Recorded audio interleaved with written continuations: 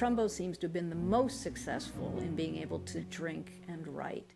My dear son, I am sending you 2 books I think appropriate for a young man spending 5/7 of his time in the monkish precincts of John J. Hall. The first is Education of a Poker Player by Herbert O. Yardley. Read it in secret, hide it whenever you leave quarters, and you'll be rewarded with many unfair but legal advantages over friend and enemy alike.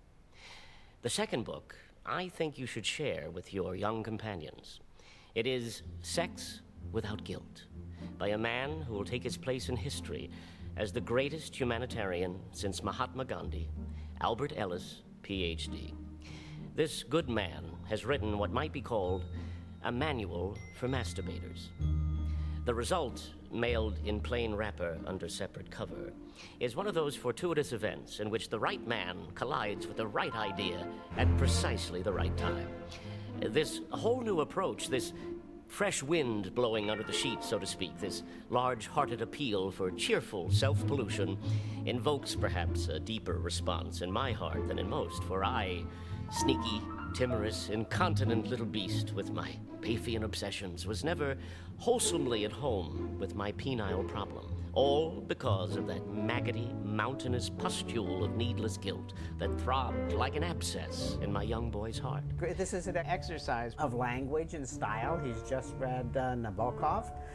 He's playing with it. He's entertaining me. He's entertaining himself.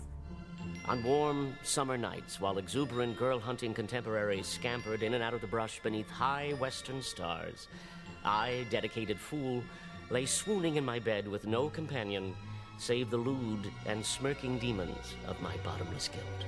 The first thing I did was start laughing, and the second thing I did was get a dictionary. Cowering there in seminal darkness, liquescent with self-loathing, attentive only to the stealthy rise and crafty ebbing of my dark scrotumnal blood, fearful as a lechwe, yet firmer of purpose than any rotting buffalo, I celebrated the rights of Shua's son with sullen resignation. Poor little chap on a summer's night, morosely masturbating. Even now, more than 3 decades later, even now, when I forget a friend's name, or mislay my spectacles, or pause in mid-sentence idiocy, even now, such lapses set a clammy chill upon my heart. It's then, while panic tightens my sagging throat, that I whisper to myself, it's true after all, it does make you crazy. It does cause the brain to soften. Why? Oh, why did I like it so much? Why didn't I stop while I was still ahead of the game? Ah, well, little good to know it now. The harm's done, the jig's up, you're thoroughly rattled, better you'd been born with handless stumps. I recall a certain chill winter night on which my father took me to one of those Calvinist fertility rites disguised as a father and son banquet. Master of the revels was an acrid old goat named Horace T. McGinnis. He opened his discourse with a series of blasphemous demands that the Almighty agree with his ghastly notions, and then got down to the meat of the program, which, to no one's surprise, was girls. When you go out with a young lady, he slavered, you go out with your own sister. It seemed plain to me that if one day I did burst upon the world as the hymeneal Genghis Khan of my dreams, I would be in for an extremely incestuous time of it.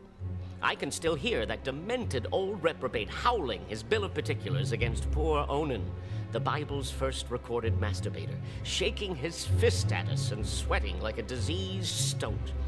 He wasted his seed. Oh, monstrous, shameful, nameless act. He spilled it right out onto the ground, all of it. And this displeased the Lord, and the Lord slew him.